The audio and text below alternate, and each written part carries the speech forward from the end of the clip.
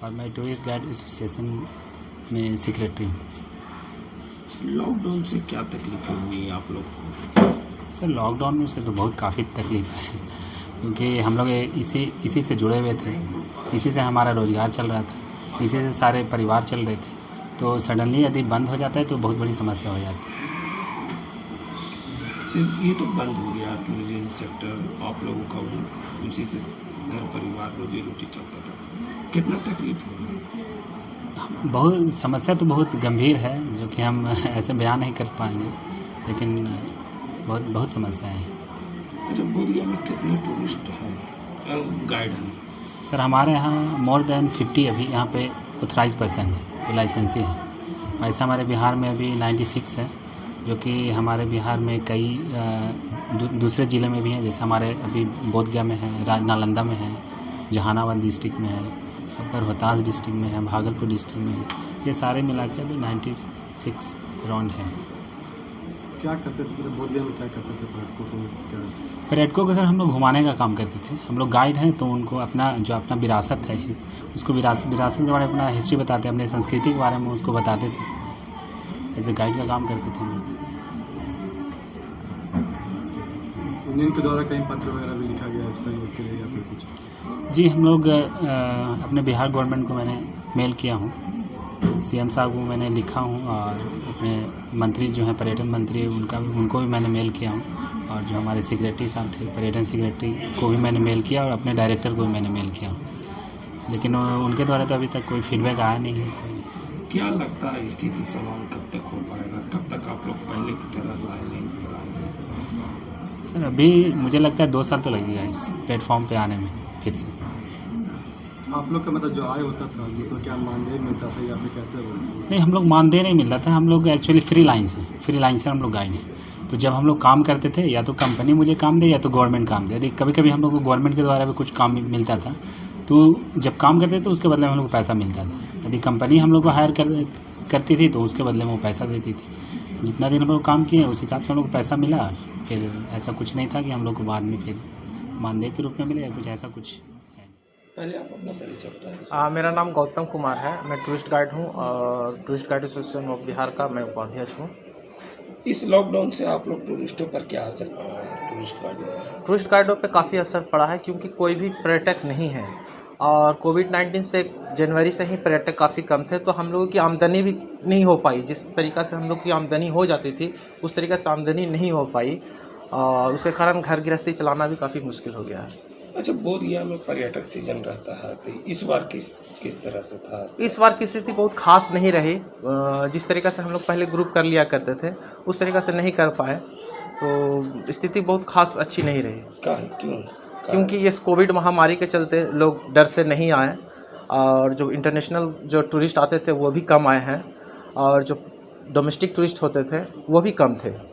अच्छा, आप लोग बेरोजगार हो गए हैं, अभी घर पर बैठे हुए थे, घर कैसे चल रहा है? बहुत ही विकट परिस्थिति है जिसका बयान नहीं किया जा सकता है। कभी कभी तो रसोई को भी कत्ल करना पड़ता है, और अब लगता है कि फाका कसी का भी दिन आने वाला है। आपके बच्चों पर क्या असर पड़ रहा है? बहुत ही असर है। किताब नहीं ले पा रहे हैं, कॉपी नहीं दे पा रहे हैं, क्योंकि हम लोग जो काम करते थे वो दैनिक मजदूर के तरह काम करते थे। हमारा कोई फिक्स मंथली पेमेंट नहीं हुआ करता था, दैनिक मजदूरी ही हुआ करती थी। अगर हमने कोई कंपनी के साथ काम किया तो वो कंपनी हमें दैनिक मजदूरी ही भत्ता ही दिया करती थी, मजदूरी दिया करती थी। प्लस जो हम लोग बोधगया महाबोधि मंदिर में जो काम करते थे वो भी दैनिक ही मजदूरी थी। पर्यटक आए तो मिला, नहीं आए नहीं मिला, तो काफ़ी विकट परिस्थिति है। आगे कैसे सर्वाइव करेंगे कुछ नज़र नहीं आ रहा है। मेरा नाम राकेश कुमार है, पर्यटक गाइड हूँ मैं, और tourist guide association of Bihar का अध्यक्ष।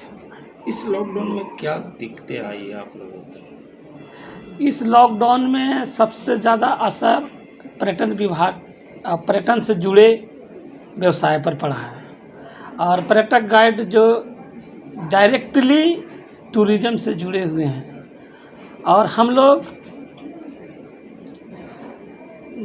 ये कोविड-19 के कारण सबसे ज़्यादा प्रभावित पर्यटन व्यवसाय हुआ है। क्या तकलीफ हो रहा है? जैसे मानदेय मिलता था या फिर फ्रीलांस के हम लोग का तकलीफ तो सबसे पहले अपने परिवार के भरण पोषण के लिए हो रहा है। कैसे अपने परिवार का जीवन का भरण पोषण करें, अपने बाल बच्चों का पढ़ाई लिखाई कराएं, कैसे दवा दारू कराएं, इस तरह के अनेकों आर्थिक समस्या हम लोगों पर आ गया है। और आने वाले समय में कोई इनकम का साधन भी नहीं नज़र आ रहा है, तो हम लोगों का भविष्य बहुत अंधकार में है। अच्छा, आप लोगों को पेमेंट मिलता था या कैसे? हम लोगों को कोई फिक्स पेमेंट नहीं है। हम लोगों को जो ट्रेवल्स कंपनियां जो हम लोगों को काम देती थी, उसी के अनुसार हमको वो मानदेय देती थी। हम लोगों का कोई भी फिक्स अमाउंट नहीं था, कहीं से कुछ नहीं था। आप लोग कहाँ टूरिस्ट हो? हम लोग बोध गया, राजगीर, नालंदा, पटना, वैशाली, दिल्ली, आगरा, जयपुर, वाराणसी और ख़ास करके भगवान बुद्ध से जुड़े हुए तमाम स्थल हैं, वहाँ पर हम लोग गाइड का काम करते थे। क्या तकलीफ है?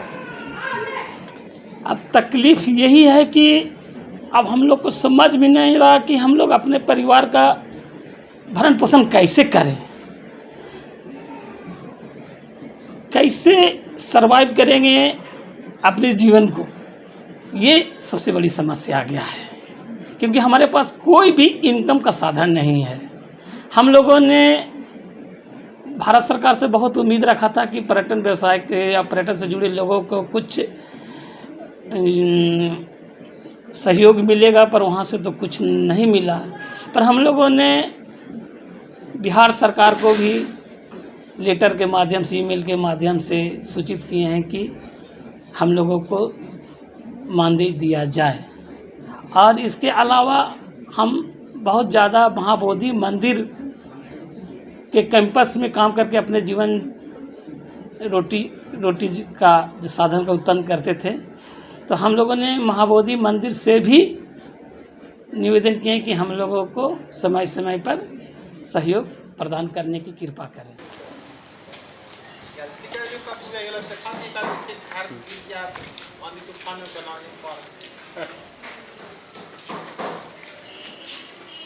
रिकॉर्ड भी लेना था, एडिट कर दो ना।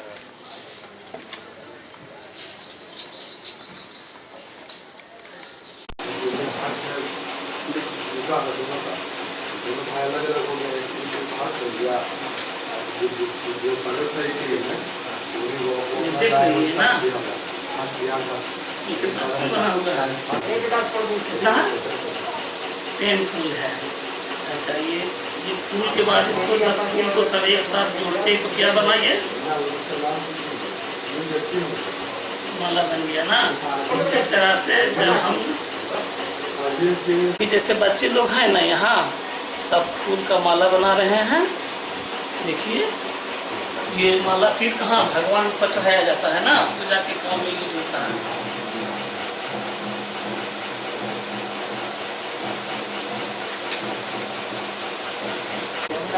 इसके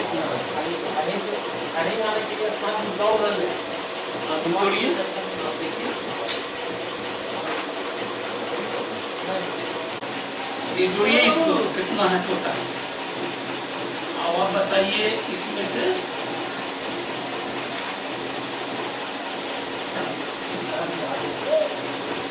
पढ़ के पूरा बताइए।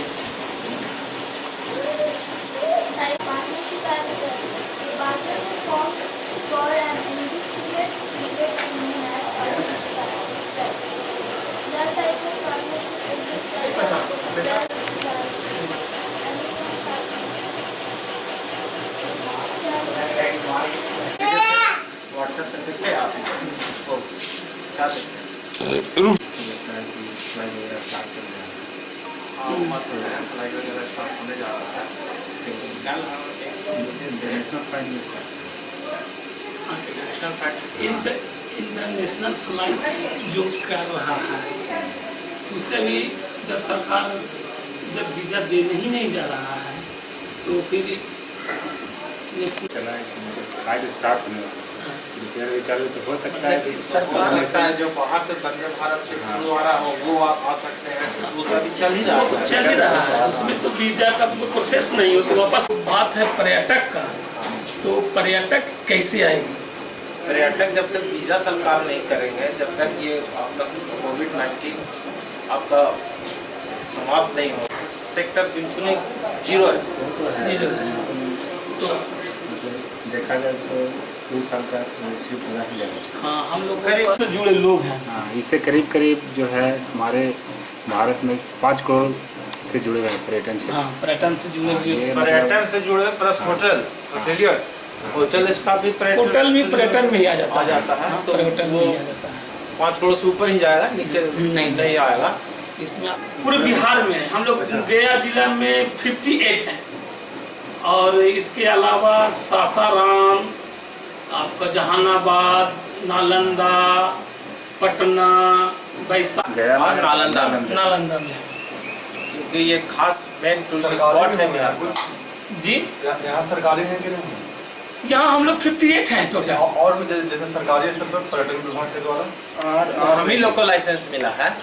ये जो देख रहे हैं ना लाइसेंस, अच्छा लाइसेंस, ये लाइसेंस है हम लोगों का, ये जो पर्यटन विभाग ने दिया है। वो हर 3 साल पर हम लोग रिन्यूअल करता है। 3 साल पे? हाँ जी हाँ। तो पीछे हम लोगों को इस साल ही रिन्यूअल हुआ है ये हम लोगों के, पर उसका कोई जवाब नहीं आया। हम लोगों ने लिखा था कि हम लोग दैनिक मजदूरी के दाय पर हम लोग काम करते हैं, जब हम लोगों को काम मिलता है। जैसे हम लोग को बिहार सरकार से कोई पैसा नहीं मिलता, मानदेय नहीं मिलता, लेकिन जब कुछ करते हैं और वो हम लोगों को मानदेय के रूप में पैसा कुछ देते हैं लोग, लेकिन बेसिकली जो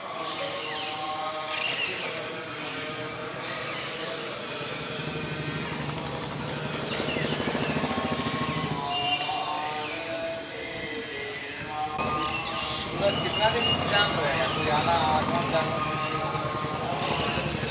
है, वो पता है।